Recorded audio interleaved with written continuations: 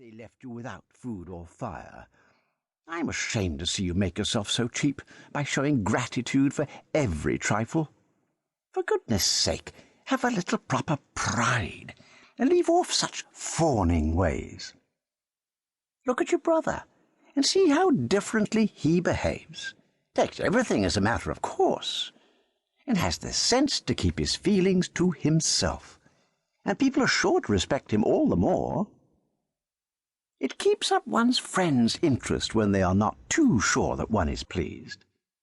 But you, with your everlasting acknowledgments, will be seen through and despised very soon. Have a little more esteem for your own character, I do beg. What is to become of self-respect if people are to purr whenever they are pleased? Puss Missy had not the least notion what would become of it in such a case, but she supposed something dreadful. So she felt quite horrified at herself for having done anything to bring it about, and made 1,000 resolutions to keep up her dignity, save self-respect from the terrible unknown fate in store, and purr no more. But it was all in vain. As soon as ever anything happened to make her feel happy and comfortable, throb went the little throat, as naturally as flowers come out in spring, and there she was in a fresh scrape again. And the temptations were endless.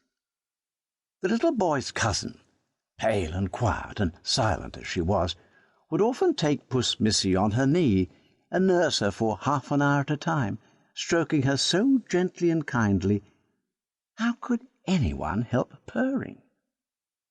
Or the boy would tie a string with a cork at the end of it to the drawer handle of a table, so that the kittens could paw it, and pat it, and spring at it, as they pleased. How was it possible not to give vent to one's delight in the intervals of such a game, when the thing was swinging from side to side before their very eyes, inviting the next bound? And when there was nothing else to be pleased about, there were always their own tails to run after, and the fun was surely irresistible, and well-deserved a song. Yet the brother very seldom committed himself in that way. That was the great puzzle, and Puss Missy grew more perplexed as time went on. Nay, once, when they were alone together, and her spirits had quite got the better of her judgment, she boldly asked him in his many words, "Why do you not purr when you are pleased?" As if it was quite the natural and proper thing to do.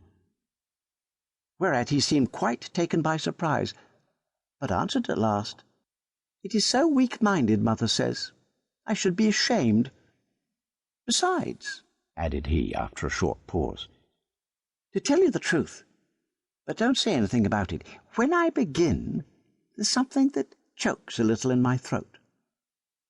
Mind you, don't tell. It would let me down so in mother's eyes. She likes one to keep up one's dignity, you know." Had Mother Puss overheard these words, she might have been a little startled by such a result of her teaching, but as it was, she remained in happy ignorance that her son was influenced by anything but her advice. Yet, strange to say, she had that choking in the throat sometimes herself.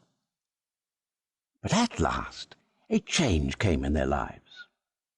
One day their friend, the curly-headed boy, came bounding into the kitchen, where Puss and her kittens were asleep, in raptures of delight, followed by the pale, quiet, silent cousin, as quiet and silent as ever. The boy rushed to the kittens at once, took up both together in his hands, laid one over the other for fun, and then said to the girl, "Cousin, now they're going to give us the kittens for our very own. Just tell me which you like best, really. I'm so afraid you won't choose for yourself when they ask you, and then, if I have to choose instead, I shan't know which you would rather have, and I want you to have the one you like most, so do tell me beforehand." "Oh, I like them both," answered the girl in the same unmoved, indifferent tone in which she generally spoke. "So do I," replied her cousin. "But I know which I like best for all that, and so must you, only you won't say. I wonder whether you like to have